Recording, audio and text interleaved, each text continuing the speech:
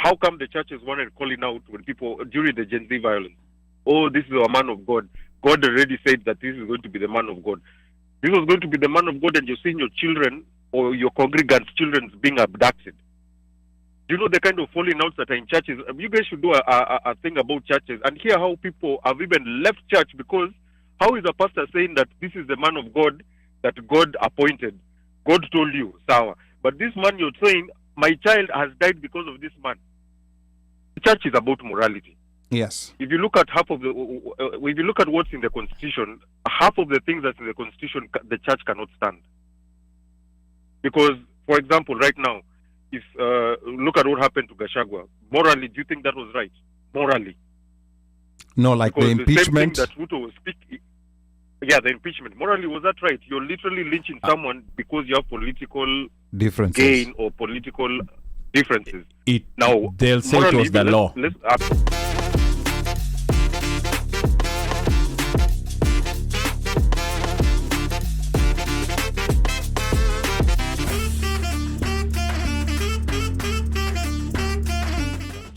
During the uprising.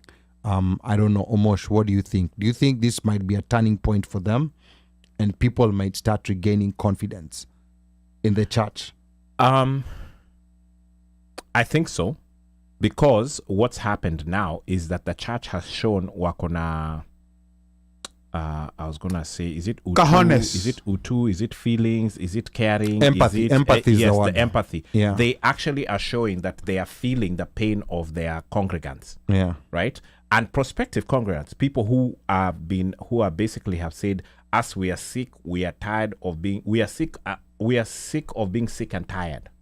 Mm-hmm. That's why we don't participate anymore.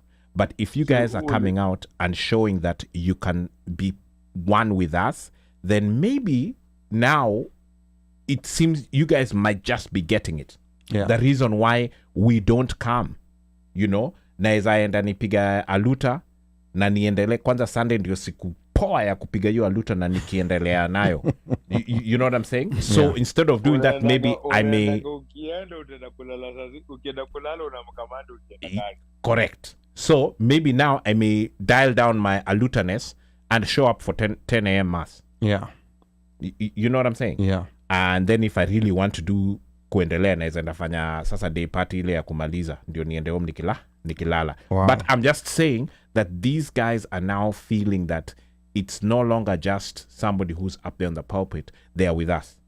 The pain that we have been feeling, what happened with us during the protest, during that time when the churches were safe spaces, we now see that you guys actually hear us, you're feeling us, you're understanding us, and you've even taken action. Okay. All right. That's interesting. We're actually seeing a comment here on YouTube from... very interesting. From before I go to Jimmy Chu's comment, there was some other comments here that are coming. Collins Kene, yeah, simple. Ruto must go. That's it. He doesn't want to know anything else. Nothing else. He came in, he just put his head forward and he said, that's it. Ruto must go. Collins, let us know where you're tuned in from and why you think Ruto must go. Yes, Mika. State of the nation, he did again try to offer a white flag to the church. You remember he said that he has released how much, 4-point-something billion to faith-based health services. Yeah. Basically, the hospitals that the churches were running. So again, he knows what this issue is. And for me, your question that you asked, does it? It does at some point. But the one thing that Kenyans have learned these days, Kenyans wanaitanga clout. Na wapendi hiyo cloud. So what Kenyans keep track. Wameachanga spizo leta story ya Kiki na kwenda, they keep track. So it's gonna be a watch. Let's see how the church plays it out. But I think the church is the right way. Like I think also the church fairly choker. Okay. Because the way these guys had sold out the church, well, Anyway, Omosh endelea na Kasongo. Haya, hapa Wow. I'm in support with what Maker said. yeah, and hapa Jimmy Chu anauliza, is there a phone number to call? The number again is 202-683-4570. Press star 5 to speak. Check kama Jimmy Chu ametupigia simu. Jimmy Chu says, I'm a 25-year-old living in New York City. The Kenyan church has lost the youth in the state. In the I guess state he too meant in many the years States too. in the states too many years ago, not just in Kenya. And I don't know what the state of the Man, we need to talk to Jimmy Chu. we need to talk to Jimmy Ebu, Chu, because this is a topic that we've wanted to, It's a different caller, to cover. I think. Or there's a caller? Yes. you have a Okay. caller. All right. So Yeah. so again, Jimmy Chu, like, get in touch with us, because this is a topic that we've wanted to cover but not known exactly how to do it. So let us know. What's the last 4 numbers? 1253. 1253. Thank you for calling the One Mic Show. Name and where you're calling from. That's Jimmy Chu. Oh. No? Say again. This is Gerald Oliach calling from Texas. All right, Gerald, karibu sana. Talk to us, Gerald, from Texas. What side of Texas are you in? Houston. Okay. Welcome to the One Mic Show. Aya, sawa. Karibu na kina Tabitha. Gerald, talk to us. Sante. My opinion on the church, sincerely, is that we need to look at the church in very many aspects, that the politicians have come to a place to use it both as a tool and a weapon.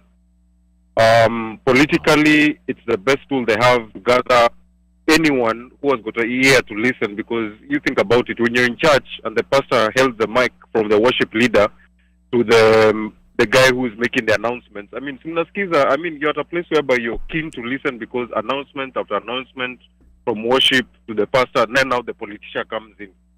So that is the greatest tool they have, that is unprecedentedly even beyond media. And then the unfortunate thing that I feel people don't realize is that people's hearts and minds are already tuned in to the point that when a politician goes to church, they are literally just now figure a new box. Now, unfortunately, what's happening is we also need to realize that the money that the church holds is also an aspect that now the politicians are using, because think about it, which politician goes to a church, speaks, and doesn't drop a dime or two? Now, again, the same church, if you look at how the charismatic church was used by Mr. Ruto and his clan, as in, whether guys believe this or not, the tune of voters, alignment, because he was seen in the church, he was seen crying in the church, he was seen the church advocating for him and everything, that was already a landslide. So I feel like what you've just mentioned about the mosque is something that should happen, like whereby let church be church, because church and state, I feel, cannot mix. Because when you think about it, if Ruto was really born again, how as a born again leader, as he claims to be, would he allow abductions and killing to go on? So at that time, is he serving God, or is he serving the state, or his selfish motives? And that's where the line between church and state will always bring a dilemma that will never help Kenya. Because are you moving or pushing policies out of morality, selfish gain, or for the good of the country? So my opinion would be the church, like what the Catholics have done. And then also, let's look at the church in another aspect. What the Catholics have done, if you look at it, is a certain age group. If you come to our mid-age group, the 40s and below, them, they're still on the charismatic side. Then if you go to now the old money and the old folks and the Moi kind of guy, we're talking about the AICs and the Presbyterians.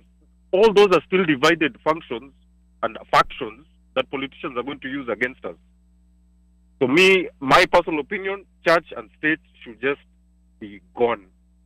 Go to church, be preached to, ukatwe, ama you receive and you go home. That's my opinion. But now, Gerald, what about now the church stepping in when there's issues with the state? Do you think that's a good or bad thing? Should they just stick to their lane, or should they come out and say something when the state is doing things they're not supposed to be doing, like abducting young people? Exactly. They should come out and, speak, because the church is about morality.